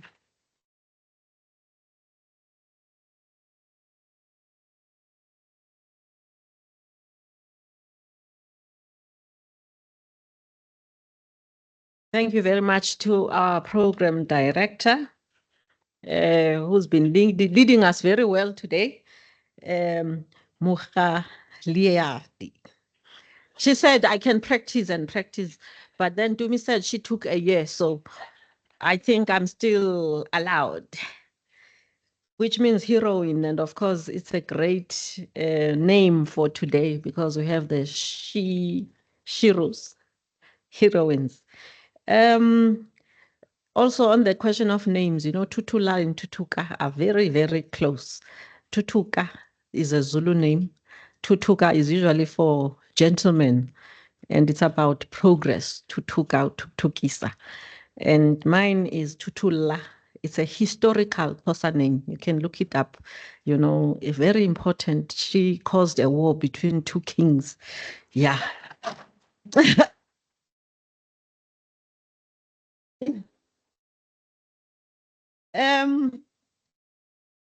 Our program director has actually made my life very easy because I am sort of doing a wrap up of what we had. And I'm sure all of you agree it's been a great celebration with excellent inputs from all our speakers, very enlightening. We are particularly happy that even though the DM, you know, if there's one thing that is the most difficult, it's planning an event with a politician because they will drop you right at the last minute. So we're really happy that despite the president having this visit, and you know, the DM didn't have this in her diary before, she still managed to make sure she is there, because with technology, really, there is no one who has an excuse not to be present. So we are truly, truly grateful for that. I'm sure Tumi will say more. Let me get on to what I've been asked to do, starting with it's the pearls of wisdom that we had today, starting with our Deputy Chairperson, Mr. Colin Smith. It was great to hear, you know, his history. So I didn't know he went to UKZN, University of Zululand, you know, which is good to hear. My takeaways from his speech were, you really need to recognize the immense strides that women have made, you know, in the mining sector, which is a male-dominated field, and that we are currently, as you are sitting here today, you are breaking barriers for the women that will be coming along. So you are paving the way for the women that will be coming along, and encouraging that women, you know, take up more technological jobs. We all know technology is what is going to be the big game changer for us, so that the deputy minister doesn't talk about, according to the stats, you are on 14%.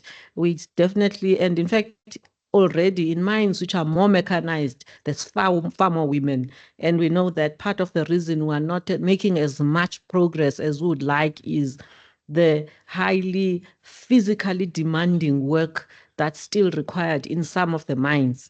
And so it does then impact on how we can advance women. But again, we are saying the challenge is the workplace must be adjusted for the workers. You know, it mustn't be that women then are excluded because they do not have, you know, more physical strength, because that is not going to be, we are not going to be able to achieve that one very soon, the physical strength.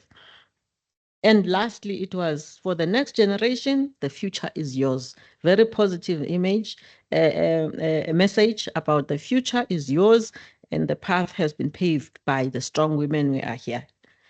From Tabisile, a powerful speech, and again saying we are here. The mining industry has done it.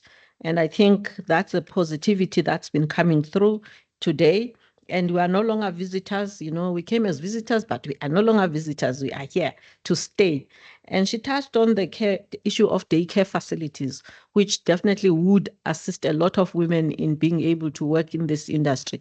And I'm sure a number of you are aware of the, you know, the guidance note from the Mine Health and Safety Council, which does mention daycare facilities, which would actually improve women's participation in the workplace and ease that work-life balance.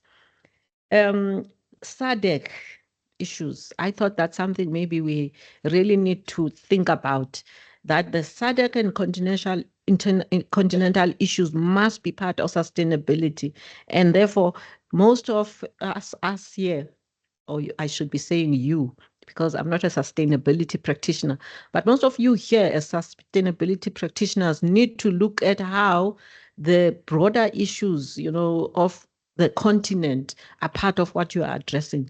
And Lesotho, for instance, was in the news because there was a tweet probably about Lesotho.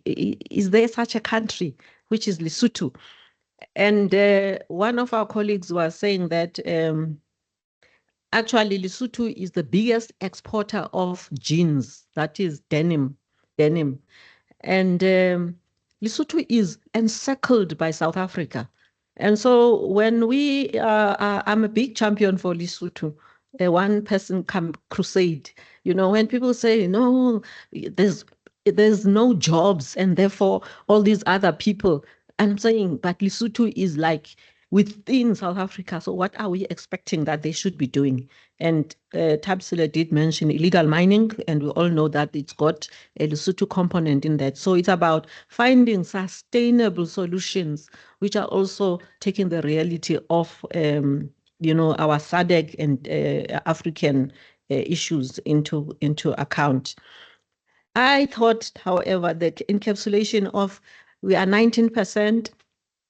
There's ranges. Tomi, I'm sure, has the exact figure according to the latest, you know, Minerals Council or from the DMRP, which is where actually the main source should be. But the 19% equates to 90,000. So that's a stadium full. I think it's a powerful image, you know. And of course, the third one about GBVF, we mustn't forget Pingi Museyani in 2012 who was murdered. And I think actually we should do more to recognize and keep the memory of Pingi Museyani, you know, alive. We also had Ayanda Mvimbi. Thank you very much, UN Women. We are always glad to have our UN colleagues because it gives gravitas to our conversations. And Beijing plus 30 report, we look forward to that. I think we should all try and get that. And Heki, you know, she said there are some things we need to look at. Those are GBVF, economic benefits for women, reaching beyond 30%. Again, I think it's about, yes, we are on whether it's 16 or 19%, but 30% is what we should be, you know, aiming for. And we need to adopt indicators for transformation. And I was glad here that as the Minerals Council, we do have a dashboard that is monitoring our transformation. If your company is not yet you know, reporting on that dashboard, please contact me so that you make sure you are part of the reporting. And developing sustainable investment in women, such as coaching, mentoring, and also joining the UN Women Campaign. Our Deputy Minister, I didn't know that it's 50th anniversary of International Women's Day, 30 years. So there's a lot of alignment. And actually, for this whole meeting, everything was flowing through the Beijing Declaration, International Women's Day, sustainability. It really, it's one conversation. And I think she also did then provide us with a lot of her statistics were 14%. And so we it's not as glorious as the ones that we have. And she pointed out, of course, that we will not win the war on poverty if half of the population, you know, is left out. Because people always forget that women are half the population and more sometimes. And so if you are doing anything without women already, you are half down. You are doing 50% of what you could do. And so it just makes sense that you include women. Her other codes were, you know, sustainable must not be an afterthought. It must be at the center. And the last one is pull that chair for women to be around the table.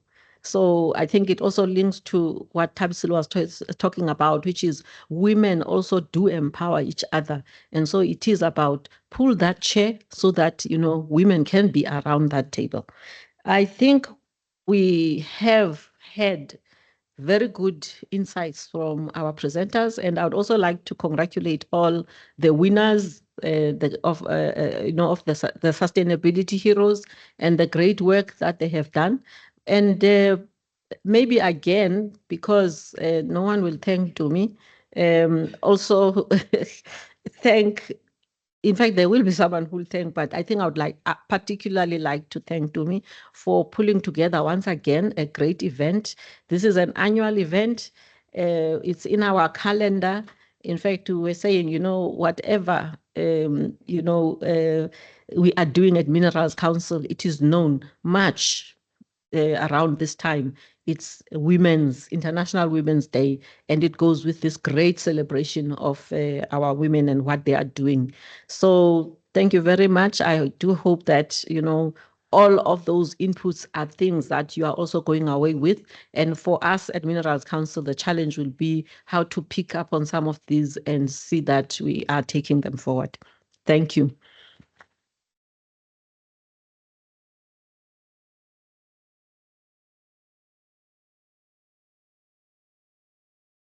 Thank you so much, Dr. Tutula. You really left me curious about what the kings were fighting about. And I don't know if that type of stuff will be found on Google, but I'm gonna try. Thank you so much for wrapping up the day for us. And next up, we'll have Tumi, who's going to do the closing remarks. Thank you.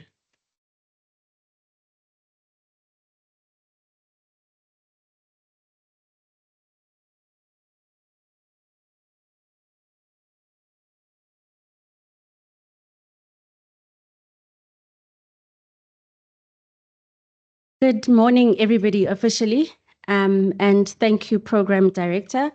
I will be giving the vote of thanks and just a few closing remarks. I think a lot has been said today, and yeah, it is sufficient.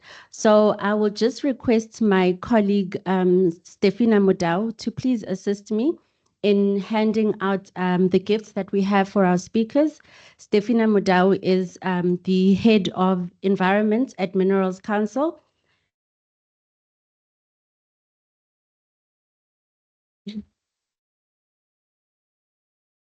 She's also a member of the Women in Mining Task Team. In her absence, I would like to thank the Deputy Minister of the Department of Women, Youth and People with Disability for joining us. As Dr. T said earlier, it really is so encouraging to see her commitment that despite having a more high-profile engagement with the president, she made time for us to address us. So in her absence, I would like to thank her and also for her challenging words, her challenging remarks, but also the encouragement that if we pull together, we can definitely bring the human elements to mining and to the work that we do sustainably. Secondly, I would like to thank Mr. Colin Smith. Mr. Colin Smith, who is also deputy head of our Women in Mining Leadership Forum, who is one of our strongest allies, including the CEO of Northern Platinum, who is the current acting president of Minerals Council, and the chairperson of the Women in Mining Leadership Forum. They are always so supportive and really an example of what it means to have male allies that are working very closely with us in this fight to advance transformation and increase inclusivity. I would also like to thank Ms. Ayanda Mvimbi from UN Women.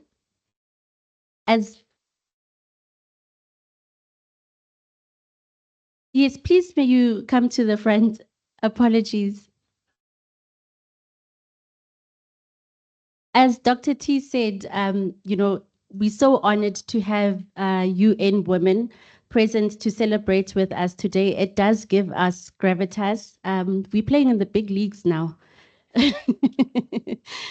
Thank you so much, ma'am, for your contributions today and your reflections. I think in your opening talk, you said something about along the lines of the focus on women's issues seems to be waning, and that really also echoes what I've been feeling. So thank you for putting a spotlight to that sentiment and also reigniting the passion, for us to not let that spark wane and to continue the fight until we see representation that is reflective of our demographics. And then I would like to thank Ms. Tapsile Pumo of Sibanye Stillwater. Thank you so much, ma'am, for filling in for Melanie and also for doing so with such passion, with such commitment, with such energy. your talk really was so inspirational. Thank you for making it and for coming to celebrate with us. We really, really appreciate it.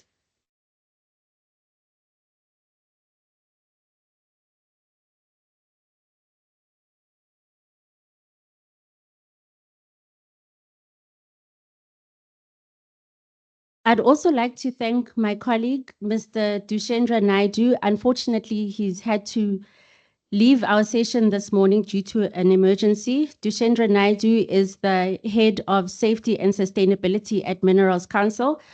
We worked together on the WIM Heroes, I don't know where we landed, but the campaign that we partly celebrated today. His department and mine worked together to come up with the concepts, to define the metrics that were used to adjudicate, and also the inputs for today's celebration. I'd like to thank him as well and really appreciate once again having male allies that heed the call to partner with us whenever we need it.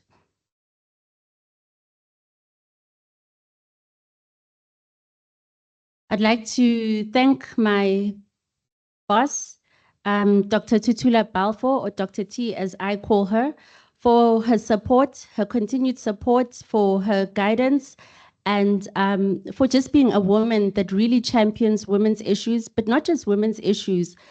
She champions issues of marginalized groups, the LGBTQI community, people with disabilities and the like. So really appreciate your inputs, your support, and your guidance. Thank you.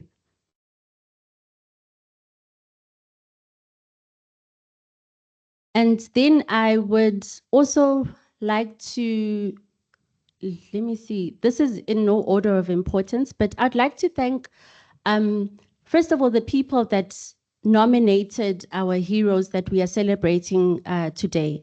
Not just the people that have nominated them this year, but ever since we started this campaign, the people that take time to complete the nomination form, submit them, and really champion the women in their respective organizations that are doing remarkable work. I thank you also for really seeing the difference that your peers are doing in your organizations and putting their names forward so that they can be celebrated. Thank you. I think they deserve a round of applause. Some may be in the room, some not. And then I would also like to thank the leaders of the Minerals Council member companies, those represented here and those who could not be here today, and also you in attendance today from your respective member companies. We could not do the work that we do on this Women in Mining program or initiative that we do as Minerals Council on our own. I thank you for your continued support and also your collaborative efforts as we work together to carve out, as Deputy Minister said, enforceable policies and strategies that will really move the dial on transformation. So thank you to the leaders of the different mining companies for your support, and also thank you to all of you that are here that in your different and special ways contribute to the work that we do. You can clap your hands for yourselves. And then lastly, but by no means least, I would like to thank our admin team, Jeanette Hofsayer, that assists immensely in making this day possible. She's not here. I'd like to thank Mpotobye, who also assists immensely. I'd like to thank Ngaba Kumalo, who is our designated photographer. We force him every year. And I'd also like to thank Mr. Alan Seckham, Head of Communications at Minerals Council, who also assists us in publicizing the work that we do, putting on a spotlight on our campaigns and also on the heroes. Thank you to all of you for assisting and making this day happen. Thank you very much, everybody.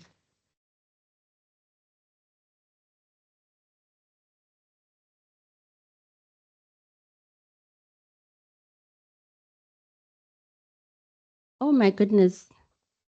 I did not thank the program director.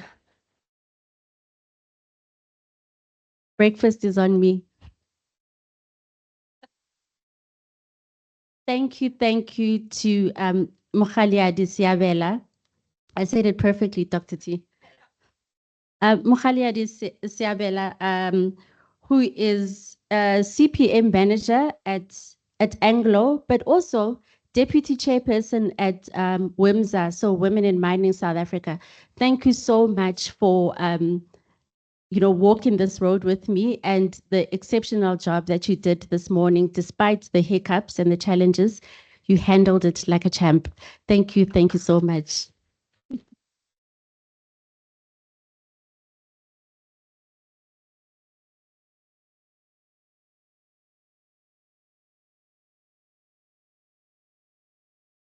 Oh, it's my lucky day. I've just got breakfast. And I will, pardon? And lunch and dinner, I'm told. So thank you so much, everyone, for your participation. It took all of us to make it great. And I'm going to say a big thank you to Tumi again for inviting me and everyone in the Minerals Council who's involved in this, and wish you success, continued success. The work you do is great and we appreciate it. Ladies and gentlemen, this brings us to the end of our program, and I hope you have a great day further. Thank you.